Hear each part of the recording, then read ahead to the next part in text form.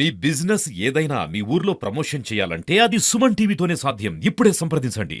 2019లో Telugu Desam party ఆనాడు ఓడిపోయినప్పుడు కావాలని తప్పుడు వార్తలు రాసి వ్యక్తిగతంగా నన్ను డిఫేమ్ చేయాలని ఆనాడు నా ఫోటో పెట్టి కింద క్యారికేచర్ పెట్టి ఏకంగా నేను విశాఖపట్నానికి వచ్చినప్పుడు 5 సంవత్సరాల్లో లాంజ్లో స్నాక్స్కి సుమారుగా 25 లక్షల రూపాయలు ఖర్చు పెట్టానని ఒక టైటిల్ పెడతాం జరిగింది. చిన్నబాబు చిరుతిండి 25 లక్షలండి అనే టైటిల్తో పక్కన ఫోటో పెట్టి ఏకంగా ఆనాడు ఆర్టికల్ వేశారు.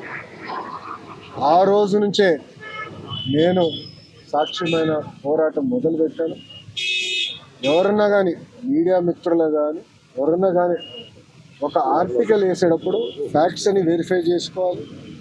అవసరమైతే ఎవరిపైన అయితే రాస్తున్నామో వాళ్ళకి ఫోన్ చేసి ఇట్లా వేయబోతున్నాం, మీ అభిప్రాయం ఏంటి, మీ వర్షన్ ఏంటనేది జనరల్గా కనుక్కునే సంస్కృతి ఉంటుంది.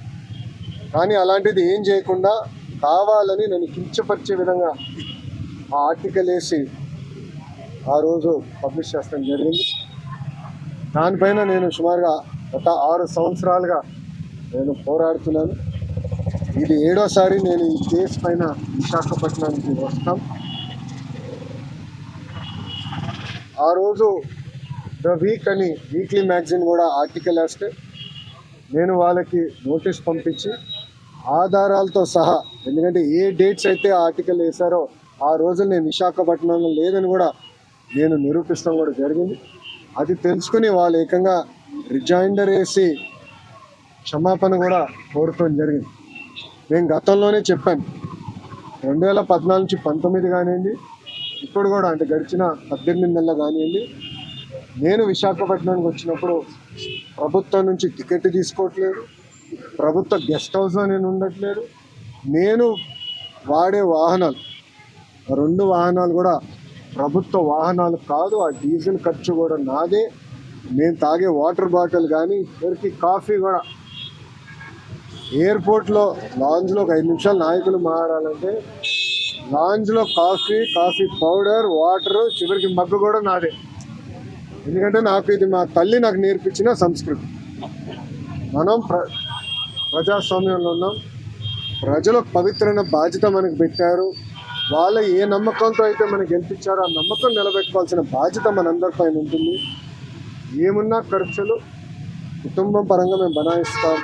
నేను గతంలోనే చెప్పాను, ఇంట్లో అమ్మ బ్రహ్మి సంపాదిస్తే బాబు గారు నేను ఖర్చు పెడుతున్నాను, మా క్రెడిట్ కార్డ్ బిల్లు కూడా వాళ్ళే కట్టడం జరుగుతుంది. సో పారదర్శకంగా నిలబడాలన్న ఆలోచనతో నేను చేస్తున్నాను.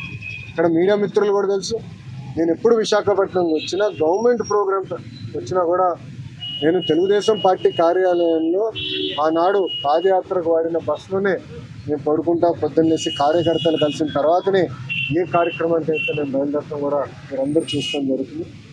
సో క్రమశిక్షణ, ఒక పట్టుదలతో ప్రజలకు సేవ చేయడానికి నేను రాజకీయాల్లోకి వచ్చాను. అందుకే తప్పుడు వార్తలు రాసినప్పుడు నాకు చాలా బాధ కలిగింది. క్యారికేచర్ వేసి, అంటే పైన నా ఫోటో కింద క్యారికేచర్ వేసి నన్ను కించపరిచే విధంగా చేసినప్పుడు దీని మీద పోరాడాలని ఆనాడే నేను నిర్ణయించాను. తప్పుడు రాతలపైన తప్పనిసరిగా నాడు నేడు ఎప్పుడు నేను పోరాడతాను. 2 కాదు, 3 కాదు, 5 కాదు, ఇంకో సంవత్సరం ఎక్కువ పట్టినా న్యాయం నా వైపు ఉందని నేను బలంగా నమ్ముతున్నాను. నేను గెలుస్తానని కూడా నేను నమ్ముతున్నాను. ఎందుకంటే నేను ఏనాడు తప్పు చేయని వ్యక్తి, నేను చేయబోను కూడా. ఫలానా భూమి 14,000 కోట్ల రూపాయలు కేంద్ర ప్రభుత్వం, రాష్ట్ర ప్రభుత్వం విశాఖ ఉక్కుని కాపాడడానికి మేము ఇన్ఫ్యూజ్ చేసాం. ఈరోజు విశాఖ ఉక్కు 3rd మన బాయిలర్ ఏదైతే ఉందో అది కూడా మేము యాక్టివేట్ చేసాము. ఫుల్ ప్రొడక్షన్కి మేము తీసుకొచ్చాము. గతంలో కూడా ఇలాంటి పరిస్థితి వస్తే ఆనాడు వాజ్పేయి గారు, చంద్రబాబు నాయుడు గారు కలిసి విశాఖ ఉక్కుని కాపాడారు. ఈరోజు మోడీ గారు, చంద్రబాబు నాయుడు గారు కలిసి మళ్ళీ విశాఖ ఉక్కుని కాపాడుతున్నారు. సో అపోహలు ఏం అవసరం లేదు. విశాఖ ఉక్కుని ప్రైవేటీకరణ జరగనీయం. కానీ విశాఖ ఉక్కు ప్రాఫిట్లో నడవాలని మేము అందరం కోరుకుంటున్నాం. ఎందుకంటే పదే బెయిల్అవుట్లు ఇస్తాం, కరెక్ట్ కాదు. ప్రాఫిట్లో నడవాలి, దానికి అందరూ సహకరించాలి. విశాఖ ఉక్కుకి సంబంధించిన భూమి 1 ఎకరం కాదు కదా, 1 గజం ఏ ఒరిజినల్ ఇంటెన్షన్కి ఇచ్చారో దానికే వాడతాం తప్ప వేరే దానికి డైవర్ట్ చేయాలన్న ఆలోచన ఎన్డీఏ ప్రభుత్వానికి లేదు. సిపిఎం సోదరులకి స్క్రిప్ట్ ఎక్కడి నుంచి వచ్చిందో వాళ్ళే దానికి సమాధానం చెప్తే క్రెడిట్ కోసం ఇక్కడ ఎవరు పోరాడట్లేదు.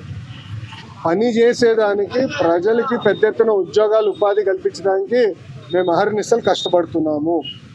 దయచేసి అది గుర్తుపెట్టుకోండి. ఇదే జగన్మోహన్ రెడ్డి గారు ఆనాడు ఏం చెప్పారు? ఎర్ర బస్సు రాని ఊరికి ఎయిర్పోర్ట్ అవసరమా అని చెప్పారా లేదా? వీడియో మీరు చూసారా లేదా? మళ్ళీ ఇప్పుడు ఆయన వచ్చి అన్ని మాటలు మాడితే ఎంతవరకు న్యాయం? నంబర్ 1.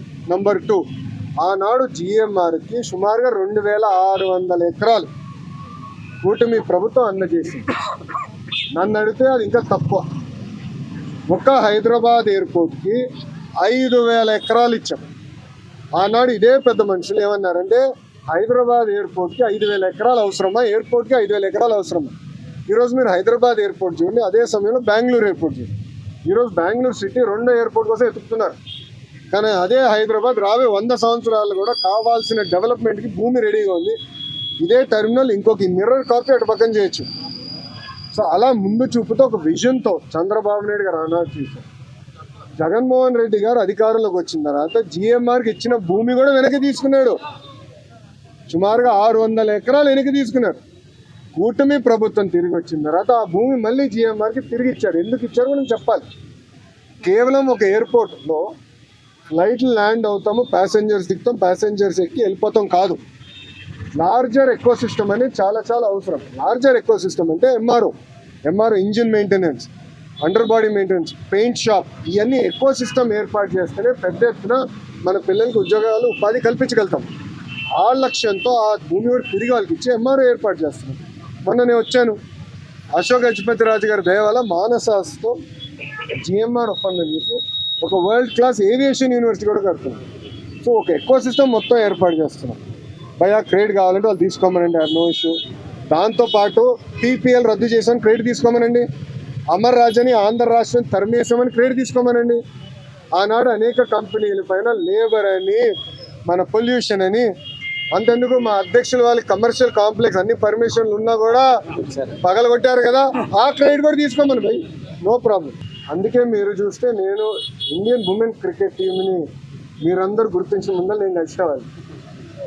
అప్పుడు మిథాలీ గారిని కలిసాం. మిథాలీ గారిని ఏకంగా ఒక అడ్వైజర్గా ఆంధ్ర క్రికెట్ అసోసియేషన్ అడ్వైజర్గా నియమించాం. సో మిథాలీ గారితో కూడా మేము ఏం మాట్లాడంటే షీ ప్లేస్ మన ఒక ప్రోగ్రామ్ రూపొందిద్దాం. అంటే మహిళలు పెద్ద ఎత్తున ఒక క్రికెట్లో, ఇప్పుడు అదేవిధంగా మన వెయిట్ లిఫ్టింగ్లో కానివ్వండి, మన ట్రాక్ అండ్ ఫీల్డ్లో కానివ్వండి, చెస్లో కానివ్వండి, ఇట్లా పెద్ద ఎత్తున ఎంత ప్రోత్సహించాలి దాంట్లో ఒక పాలసీ ఫ్రేమ్వర్క్ మేము తీసుకొస్తున్నాం. But it is a continuous effort. There is no short cut, there is no simple solution to it. దీంతో పాటు నేను మన ఆస్ట్రేలియాకి వెళ్ళాను. అక్కడ గ్రిఫిట్ అని ఒక యూనివర్సిటీ ఉందమ్మా. They are known for sports, they are one of the best in the world. వాళ్ళతో కూడా మాట్లాడి ఇక్కడున్న యూనివర్సిటీస్తో టైఅప్ చేసి మొత్తం ఎకో సిస్టమ్ ఏర్పాటు చేయాలి. It has to do with nutrition, physical recovery, eco system మొత్తం ఏర్పాటు చేయాల్సిన అవసరం.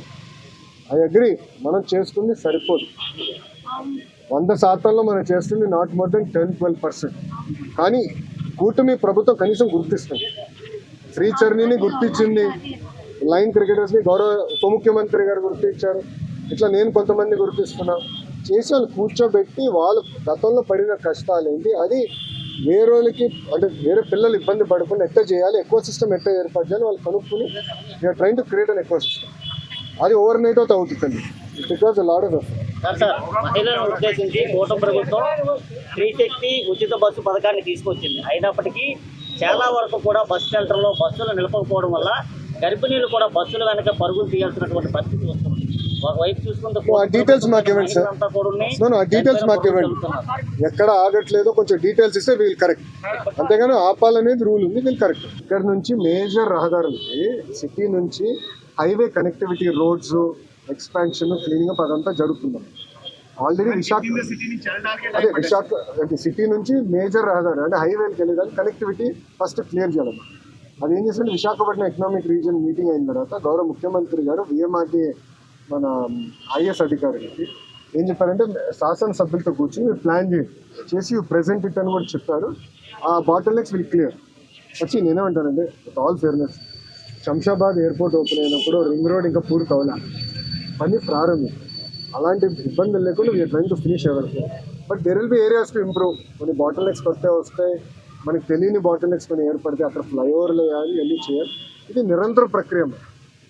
ఎందుకంటే విశాఖపట్నం ఎకనామిక్ రీజియన్ అంటే శ్రీకాకుళం టు అనకాపల్లి వరకు కూటమి ప్రభుత్వ లక్ష్యం అంటే $1 trillion ఎకనామిక్ రీజియన్ అవ్వాలి. So white collar jobs to blue collar jobs మొత్తం ఎక్కువ సిస్టమ్ ఇక్కడ ఏర్పాటు చేయాలంటే దానికి prefers social infrastructure, hard infrastructure, power infrastructure ఇవన్నీ మేము ఏర్పాటు చేయాలి. ఆ దిశగా మేము ఈ విశాఖపట్నం ఎకనామిక్ రీజియన్ మ్యాప్ చేసాం. వీళ్ళు ఎగ్జిక్యూట్ ఆల్రెడీ లీగలీ బైండింగ్ అంటారు. మీరు చూస్తే జనరల్గా ఇలాంటి కార్యక్రమాలు చేసినప్పుడు ప్రభుత్వం అగ్రిమెంట్లు అంటే ప్రభుత్వం అనుకూలంగా చేస్తుంది. కానీ ఆనాడు ముందు చూపుతో గౌరవ ముఖ్యమంత్రి గారు అగ్రిమెంట్లు చేసినప్పుడు అమరావతి రైతులు రాష్ట్ర ప్రభుత్వం చేసినప్పుడు రైతుల పక్షాన చేసిన అగ్రిమెంట్. అందుకే రాజధాని తరలించలేకపోయారు. ఈరోజు మీరు వెళ్ళి చూడండి, అమరావతి పనులు కూడా ఇక్కడ ఎట్లయితే ఎకనామిక్ రీజియన్ యాక్టివిటీలు భోగాపురం ఎయిర్పోర్ట్ ఎంత స్పీడ్గా జరుగుతుందో అమరావతి పనులు కూడా అంతే స్పీడ్గా జరుగుతుంది. మీరు పొద్దునకి సాయంత్రానికి డిఫరెన్స్ ఉంటుంది, అంత స్పీడ్గా అక్కడ కూడా పనులు జరుగుతున్నాయి. Greater expansion. ఎందుకంటే ఒక ఎకనామిక్ రీజియన్ బాగుపడాలంటే ఇక్కడ ఎట్లయితే భోగాపురం ఎయిర్పోర్ట్ గురించి మాట్లాడుతున్నాము, తిరుపతిలో ఎట్లయితే అద్భుతమైన ఎయిర్పోర్ట్ ఉందో అమరావతి కూడా ఒక అద్భుతమైన ఎయిర్పోర్ట్ చాలా చాలా అవసరం. ఇప్పుడున్న ఎయిర్పోర్ట్ ఏ మూలకి సరిపోదు. అందుకే ల్యాండ్ పూలింగ్ తీసుకుని అక్కడ ఇన్ఫ్రాస్ట్రక్చర్, స్పోర్ట్స్ ఇన్ఫ్రాస్ట్రక్చర్ అంతా క్రియేట్ చేయాలని. సార్ మీరు కంపెనీలు తీసుకొస్తున్నారు, సార్ మీరు కంపెనీలు తీసుకొస్తున్నారు కానీ 99 పైసలకే భూములు ఇవ్వడం అనేది తప్పేంటి అనేది ఒక ప్రశ్న వస్తుంది సార్. తప్పేంటి సార్? నేను ఇస్తాను. ఫార్చ్యూన్ 500 కంపెనీస్ అందరికీ నేను 99 పైసల్లోనే గజానికి కాదు ఎకరంగా మొత్తం భూమి ఇస్తా. తప్పేంటి? ఎందుకంటే మేము ఉద్యోగాలు కల్పించాలనుకున్నాం. ఇక్కడ వాళ్ళ 5 సంవత్సరాల్లో చేయలేంది మేము 18 నెలలు చేశాం. ఈరోజు కాగ్నిసెంట్ ఎందుకు వచ్చిందండి? టీసీఎస్ ఎందుకు వచ్చింది? గూగుల్ ఎందుకు వచ్చింది? ఇన్సెంటివ్స్తో పాటు భూమి కూడా తక్కువ ధరతో మేము అందిస్తున్నాం. అందుకే వాళ్ళు కూడా పరిగెత్తుకుంటూ వస్తున్నారు. ఈరోజు భారతదేశంలో అన్ని రాష్ట్రాలతో పోల్చితే ఇన్వెస్ట్మెంట్స్లో ఆంధ్ర రాష్ట్రం నంబర్ 1, 25% వచ్చింది. దాని తర్వాత రాష్ట్రం దాదాపు 7-10% అని వెనుకుంది. నేను గౌరవ ముఖ్యమంత్రి గారికి నిన్న మీటింగ్లో చెప్పాను, sir we will celebrate when it is 50%. అని మీరు గమనించండి, ఒకే రాష్ట్రం ఒకే రాజధాని కానీ అభివృద్ధి వికేంద్రీకరణ. శ్రీకాకుళం నుంచి చిత్తూరు వరకు అంటే ఇచ్చాపురం టు కుప్పం పెట్టుబడులు తీసుకొస్తున్నాం. Decentralised development, cluster based approach అనేది మేము చేస్తాం. మాకు చిత్తశుద్ధి ఉంది కనుకనే వైఎస్ భారతిరెడ్డి గారి పైన మా కార్యకర్త ఒక ట్వీట్ పెడితే, ఫేస్బుక్ పోస్ట్ పెడితే అతను జైలుకి వెళ్ళాడు. వాళ్ళు 5 సంవత్సరాలు నా పైన, కుటుంబం పైన శాసనసభ సాక్షిగా మా తల్లిని కూడా అవమానించారు. మీ అందరు చూసారు, ఆడియో ఉంది. ఏం చేశారండి? నేను ఏమంటున్నానంటే ఒక మహిళని కించపరిచినప్పుడు ఎంత ఇబ్బంది పడుతుందో నేను కళ్ళారా చూసాను. ఇది ఇంకో మహిళకు జరగకూడదు, పిల్లలకి జరగకూడదు. వాళ్ళని ప్రొటెక్ట్ చేయాల్సిన అవసరం ప్రభుత్వం మీద చాలా ఉంది. ఒక ఉదాహరణ ఇస్తే సోషల్ మీడియాలో ఏజ్ అప్రాప్రియేట్ కంటెంట్ అనేది ఉంటుంది. జనరల్గా సోషల్ మీడియా ప్లాట్ఫామ్ ఎవరన్నా రావాలంటే ఒక ఏజ్ తర్వాతనే ఆ ప్లాట్ఫామ్లో ఇన్వెస్ట్ అవ్వాలి. రూల్స్, టర్మ్స్ అండ్ కండిషన్స్ క్లియర్గా ఉంటుంది. కానీ పాటించట్లేదు. నేను డిస్కస్ చేస్తాను. కొన్ని దేశాలు, ఆస్ట్రేలియా లాంటి దేశం ఏం చేసింది, మినిమం 16 years ఉండాలని ఇప్పుడు రూల్ తీసుకొచ్చారు. అప్పుడు ఏంటంటే ఏజ్ అప్రాప్రియేట్ ఉంటుంది. పిల్లలకి మెచ్యూరిటీ వచ్చినాక సోషల్ మీడియా అంటే అర్థం చేసుకుని హ్యాండిల్ చేసే కెపాసిటీ ఉంటుందని ఇవన్నీ మేము డిస్కస్ చేసాం. ఒకే సంవత్సరంలో 3,000 రూపాయల పెన్షన్ 4,000 చేసాం. వికలాంగులకు వస్తున్న 3,000 రూపాయలని 6,000 చేసాం. బయటికే పరిమితమైన వాళ్ళు 15,000 రూపాయలు ఇస్తున్నాం. భారతదేశంలో ఏ రాష్ట్రంలో ఇవ్వని విధంగా మేము అందిస్తున్నాం. మేము ఒక డాష్ బోర్డ్ తయారు చేసి ప్రజల ముందర పెట్టుకుపోతున్నాం. 46,000 పాఠశాలలో ఎలాంటి మౌలిక సదుపాయాలు ఉన్నాయి, ఏమేమి అవసరం ఉందో ప్రజలు కూడా దత్తత తీసుకుని వాళ్ళు కూడా హెల్ప్ చేయాలని ప్రోగ్రామ్ చేస్తున్నాం. ఇప్పుడు నిడమరు స్కూల్ మొత్తం నేను అడాప్ట్ చేశాను. త్వరలో అది లాంచ్ చేయబోతున్నాను. ఎంత ₹1 నేను ఖర్చు పెట్టాను, సొంత నిధులతో ఖర్చు పెట్టాను. వరల్డ్ క్లాస్ స్కూల్ తయారు చేస్తాను. సేమ్ థింగ్ ప్రైవేట్ మీకు చూపించాను. దీనికన్నా వర్స్ట్ కండిషన్ స్కూల్స్ నేను చూసాను, రీచ్ కూడా వచ్చినాయి. దానిపైన మేము స్పందించాం. బట్ ఓవర్ నైట్ ఇంక పరిష్కారం లేదు. 5 years వాళ్ళు ఏం పట్టించుకోకుండా ఓవర్ నైట్ మమ్మల్ని చేయాలి, అది ఇంపాసిబుల్. ఫేజ్ వారీగా మేము చేయాలి. తీసుకురావాల్సిన సంస్కరణలను మేము తీసుకొస్తే నెక్స్ట్ వీక్తో నేను టేక్ 100% ప్రజాప్రతినిధులు ఇన్వాల్వ్ అవ్వాలి, లార్జర్ సొసైటీ కూడా ఇన్వాల్వ్ అవ్వాలి. పాఠశాలని అందరూ బాధ్యత. రాజకీయ లబ్ధి పొందేదానికి కొంతమంది దీన్ని వివాదం చేస్తున్నారు. 2020 2020లో అంటే అప్పుడు ఎవరు ఇక్కడ అధికారంలో ఉంది వైకాపా ప్రభుత్వం, జగన్మోహన్ రెడ్డి అనే వ్యక్తి ముఖ్యమంత్రి. అప్పుడే స్టే వచ్చింది ప్రాజెక్ట్ మీద, అది తీసుకొచ్చి ఇప్పుడు వచ్చినట్టు చెప్తున్నారు ఎవరు వైకాపా నాయకులు. నేను ఒకే చెప్తున్నా, మనం ఇప్పుడు చేయబోయే ప్రాజెక్టులని ఆంధ్ర రాష్ట్ర భూభాగంలో చేస్తాం. అంటే గోదావరి జలాలు తెలంగాణ భూభాగం దాటి ఆంధ్రాకు వచ్చిన తర్వాత ఆ నీరుని లిఫ్ట్ చేసి రాయలసీమకి తరలిస్తున్నాం. That is the vision. అంతేగాని తెలంగాణ ప్రాజెక్ట్ చిల్లు ఎవడు పెట్టట్లేదు కదా, కామన్ సెన్స్. నేను ఇప్పుడు ఏమన్నానంటే, మీరు చూస్తారు వరదలు వచ్చినప్పుడు వేలాది టీఎంసీ సముద్రంలోకి వెళ్తుంది. ఎందుకు పంపించాలంటున్నా, ఒక టీఎంసీ కోసం రాష్ట్రాల మధ్యన యుద్ధాలు జరిగినాయి. ఒక 10 టీఎంసీల కోసం దేశాల మధ్యన, ఆఫ్రికాలో దేశాల మధ్యన యుద్ధాలు జరుగుతున్నాయి. అలాంటిది వేల టీఎంసీలు సముద్రంలోకి వెళ్తుంది. ఆ టీఎంసీలు ఆ నీరుని కాపాడుకుని ఆ నీరుని లిఫ్ట్ చేసి మన ఆంధ్ర రాష్ట్రానికి రాయలసీమ ప్రాంతానికి తీసుకెళ్లాలని నా ఆలోచన. ఆ ఇరిగేషన్ అంతా నెట్వర్క్ చేయగలిగితే రాబోయే రోజు ఇతర రాష్ట్రాలు కూడా ఇవ్వగలుగుతాం. అదే నీరు తీసుకెళ్తే తెలుగు గంగా ద్వారా తమిళనాడు కూడా ఇవ్వగలుగుతాం. ఇది కేవలం మనకే కాదు, దక్షిణ భారతదేశానికి పనికొస్తుంది. ఇప్పుడు గతంలో కూడా ఇదే జగన్మోహన్ రెడ్డి పట్టిసీమ దండగా అన్నాడు. దయచేసి అందరూ ఒకసారి రిఫ్రెష్ చేసుకోండి మెమరీ. శాసనసభ సాక్షిగా పట్టిసీమ దండగా అన్నాడు. అదే వ్యక్తి పట్టిసీమ 5 సంవత్సరాలు ఆపరేట్ చేశాడు. It is a beautiful project. Godavari Polavaram వచ్చే వరకు గోదావరి జలాలు తీసుకుని కృష్ణా డెల్టాలు వేసి మనకి కృష్ణా జలాల్ని రాయలసీమకి తరలిచ్చారు. దానివల్ల గతంలో ఒక్క టీఎంసీ కోసం కొట్టుకునేవారండి. అందరూ గుర్తుందా లేదా, అందరూ యంగ్స్టర్స్ ఇక్కడ. అప్పుడు గొడవలు జరిగేది. ఇది ఒక్క టీఎంసీ కోసం రాజకీయ నాయకులు వెళ్ళి గొడవలు పెట్టి బలవంతంగా గేట్లు లిఫ్ట్ చేసి నీళ్ళు తీసుకెళ్ళిన రోజు ఈరోజు అలాంటి వివాదాలు లేవు. ఎందుకంటే విజన్తో మేము డిజైన్ చేసాము. సిమిలర్ ఈ ప్రాజెక్ట్ కూడా అదే విజన్తో చేస్తాం. పిల్లలకి ఫీ రీయింబర్స్మెంట్కి ఎలాంటి సంబంధం లేదు. వాళ్ళు ఆగిలి చదువుకోవచ్చు. మేము డబ్బులు డైరెక్ట్గా కాలేజ్ అకౌంట్లోకి వేస్తున్నాము. మీరు ఆ డీటెయిల్స్ నేను యాక్సెప్ట్ ఇస్తాను. 2024 తర్వాత మేము సగం already balance also going to clear next month. No ambiguity. ఆ డబ్బులు డైరెక్ట్గా కాలేజ్ అకౌంట్లోకి వేస్తున్నాం. గతంలాగా పిల్లల్ని కన్విన్స్ చేసి తల్లిదండ్రుల అకౌంట్ వేసి మళ్ళీ జాయింట్ అకౌంట్ ఇవన్నీ చేయదలుచుకోలేదు. Old mechanism of fee reimbursement ఏదైతే ఉందో ఆ మెకానిజమే మేము కొనసాగిస్తాం. రెండోది, ఎన్టీఆర్ వైద్య సేవ కూడా మీరు చూస్తే ఎప్పుడు లేని విధంగా మేము అన్ని చెల్లిస్తూనే వస్తున్నాం. ఒక నెల అటు ఇటు అవుతుంది తప్ప వీఆర్ క్లియరింగ్ ఆల్ పెండింగ్. అందుకే ఇది స్ట్రీమ్ లైన్ చేసేదాన్ని కూడా 100% ఇన్సూరెన్స్ మోడల్లోకి వెళ్ళాలని నిర్ణయం